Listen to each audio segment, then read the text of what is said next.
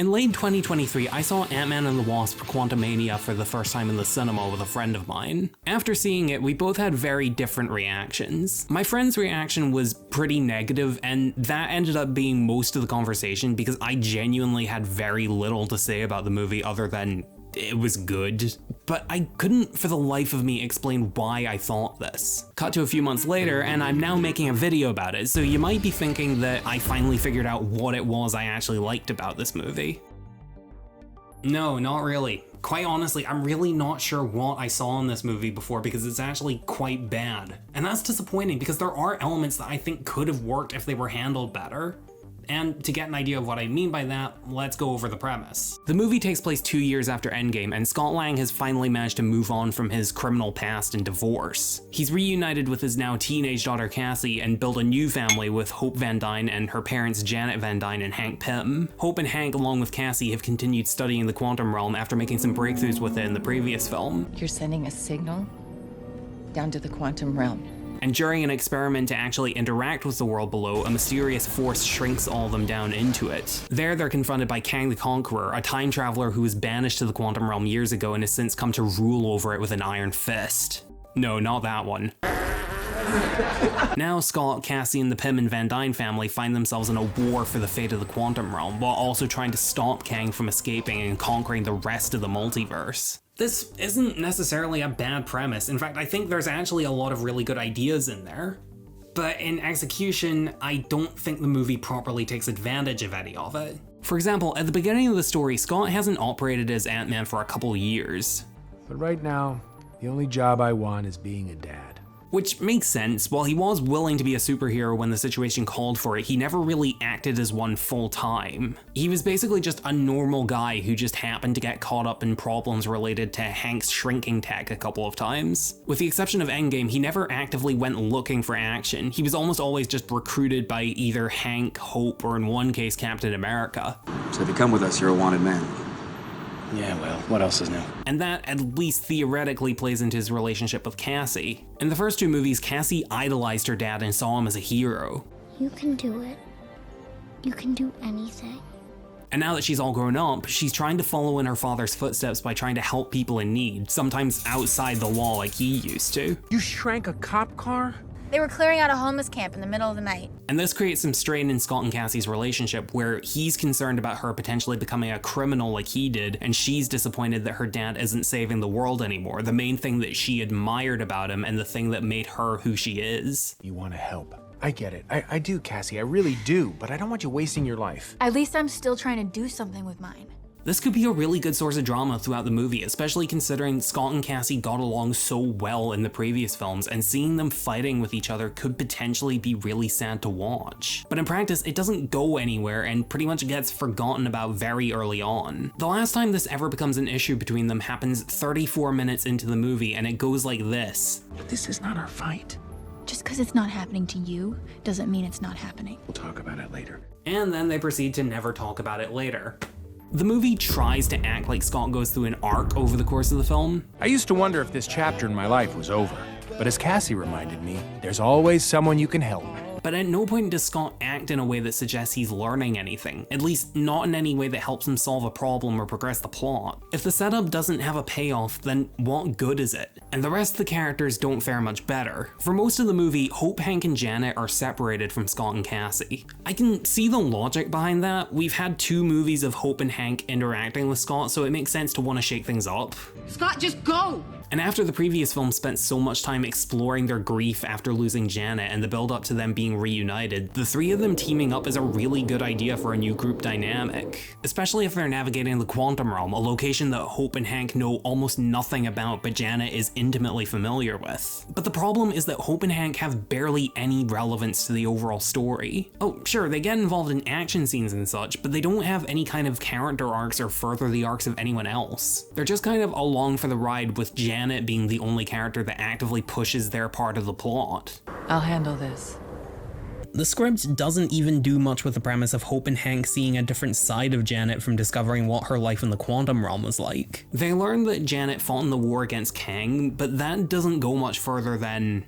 Sorry, you were a freedom fighter? Why is the Wasp even in the title of this movie anyway? She's hardly the most important element. In short, Hope and Hank aren't here because they're important to this movie. They're here because they were important to the previous ones. Another thing that isn't nearly as good as before are the shrinking abilities, which is not the type of thing I want to say about a fucking Ant-Man movie. In the previous films, the shrinking scenes clearly had a lot of effort put into them. There was a lot of care put into making the environments feel massive compared to the characters, and some really clever scenes that play with the characters and objects changing sizes. Here, the shrinking barely plays a role in the film at all. The characters will sometimes shrink for like a second to pull off an attack, but there are almost no instances where it's filmed in an impressive way or the characters do anything remotely creative with the powers. It's so weird because the film has the exact same director as the previous films, and he's shown that he's perfectly capable of pulling off scenes like this. I don't know if it was laziness, a change of creative teams, or what, but the fact is, if you're making an Ant-Man movie, you need to do better than what Quantumania is offering, especially when your previous films have done it so much better. Look at this scene, for example. Scott and Cassie are supposed to be giant. You're huge! I'm huge! But you wouldn't know just from looking at it. The only thing that the film does to convey their size is just to make their footsteps sound echoey and have the camera shake slightly. Almost nothing visual that makes them look believably big. There was one other aspect from the previous films though that Quantumania had the potential to build on, and that was the quantum realm. Thematically, this does seem like a natural place to take the plot. In the first film, the quantum realm briefly appeared, but it wasn't really a focus. In the second film, it became a major plot point, but we still only got to see small glimpses of it. And now in the third film, we finally get to see it for all it's worth. And after all of that build-up, it's okay. I'll give credit that the effects are pretty good, which for modern MCU is a relief, but the quantum realm itself isn't that interesting. All it really has going for it are some fairly typical sci-fi environments and some weird looking creatures. That guy looks like broccoli. It's interesting enough for like 10 minutes, but there's no unique or consistent theming to it. This aesthetic didn't need to be associated with the quantum realm. You could have just as easily called this an alien planet or another dimension and given the film to the Guardians of the Galaxy or Thor or Loki or the Hulk or Captain Marvel or Doctor Strange. Very little about this world screams subatomic. There are a few creatures or pieces of the environment that resemble microscopic life, but it's not something the film sticks to. The inhabitants can seemingly just look like anything, and some are basically just humans. Are you not human? Not technically, but yes, in the ways that matter. The actual world building and characters aren't anything special either. The movie tries to establish the realm as this war-torn world ruled over by an oppressive dictator. The conqueror burned our homes. He built his citadel on the bones of our people. But we never get to see much of what these inhabitants are suffering through under Kang's rule, and they're all pretty one-dimensional with barely any personality or lives. It just makes it so that I genuinely couldn't care less about what happens to any of them or this world. But now that I've mentioned the main thread of the story, let's take a look at Kang. Oh god, here we go. Now, I will discuss Kang as he's depicted within the film, but I would be remiss if I didn't at least acknowledge what's been going on as of late. At time of writing, Kang's actor Jonathan Majors is currently charged with assault, strangulation, and harassment. I admit that I haven't been following the reports all that closely as they've been happening, and the investigation is still ongoing, so I don't want to say he's definitely X% innocent and Y% guilty. What I will say is that regardless of any praise I give him for his performance, I don't condone the behavior he's being accused of. Kang is planned to make appearances in several other MCU projects going forward, and if Majors is proven guilty, I would advocate that Marvel recast him for any films and shows where they're in a position to do so. With all that said, let's discuss Kang the Conqueror. To give my thoughts on Kang in a nutshell, I would say this movie hints at the character having a lot of potential for the future, but it doesn't go much further here than scratching the surface. I'll give credit that Majors does give a solid, intimidating performance. He portrays Kang with this cold, soft-spoken tone of voice, which gives the sense that he has total control over his enemies and that he has no concern over the people he's killed or will kill. You're an Avenger. Have I killed you before? They all blur together after a while.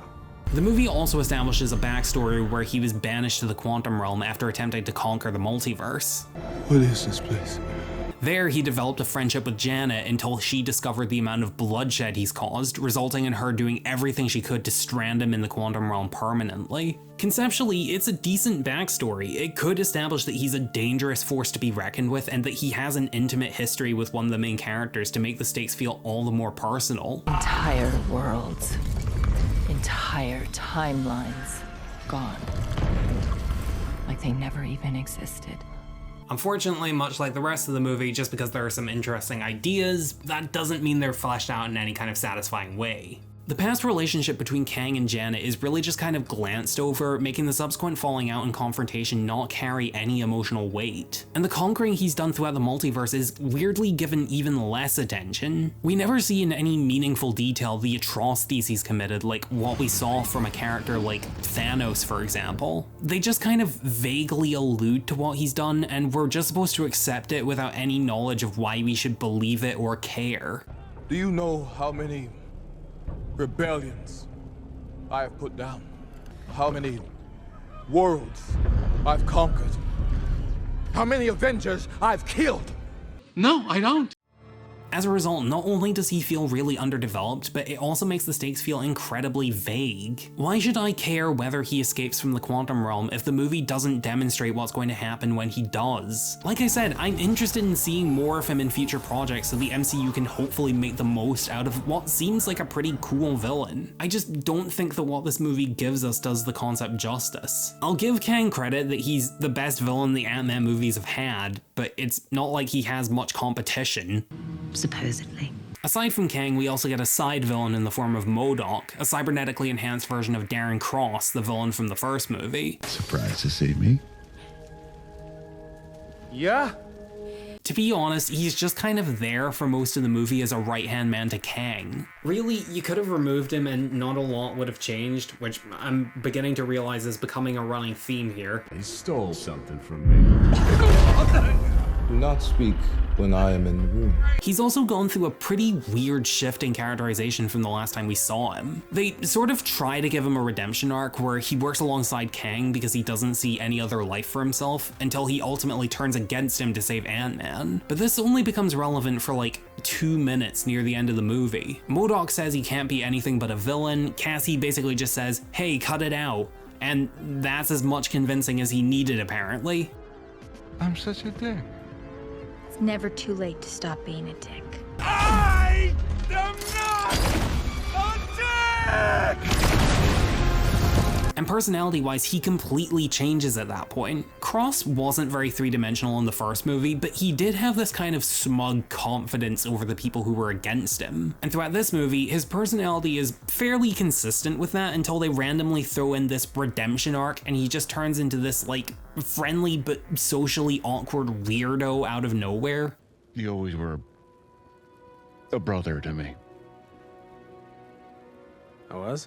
See, even the movie knows this doesn't make any sense. But that pretty much covers all my thoughts on this movie as a whole. Although there is one minor comment that I'd like to say about the ending scene. Skip to the time on screen if you want to avoid spoilers. Yeah, just back it up. Yeah, back it up.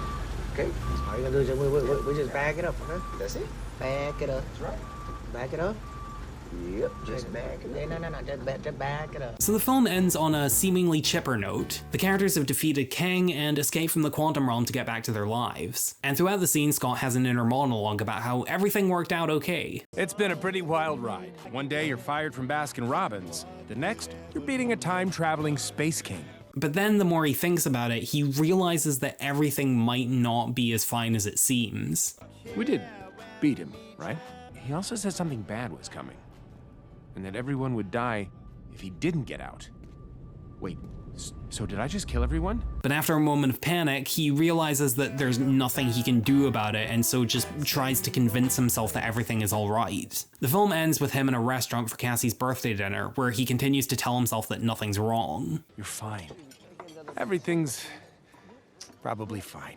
And then the film ends with a joke of him taking a bite of birthday cake only to spit it out in disgust. And I'm gonna be honest, I kinda wish the movie didn't end on a joke. And yeah, I get it, the Ant-Man movies are comedies, it makes sense that they would try to lighten the mood at the very end, but I just think that if they had committed to having the movie end on a surprisingly haunting note where Scott tries to enjoy Cassie's birthday but just has a subtle look of dread in his eyes, his realization would have been more effective. But I admit that this is just a personal preference and not something wrong with the movie. In fact, even with the joke, Scott's fear and subsequent denial is one of the few interesting emotional moments of the movie. What I can criticize the ending for is that if you're gonna subvert a dramatic scene for a joke, at least make it funny. Happy fake birthday, Cassie. Oh. Ugh. Really? That's the take you went with? Paul, I like you, but that was the most underwhelming spit take you could have done. Oh. And that's how I feel about Quantumania. I will admit that my feelings on it are probably slightly more positive than a lot of the other reviews I've seen. Sure, the movie has some good ideas, but it doesn't really do much with them, which is a real shame because while the Ant-Man movies aren't the best the MCU has to offer, it's still a good film series with really likable characters, and it sucks to see it like this, especially when there was potential for it to be better. I may have liked it before, but I doubt I'm gonna watch it again. I might read Look Out for the Little Guy now that it's an actual book though, I'm not gonna lie. If you enjoyed this video, then consider checking out my Patreon in the link below. Thanks for watching.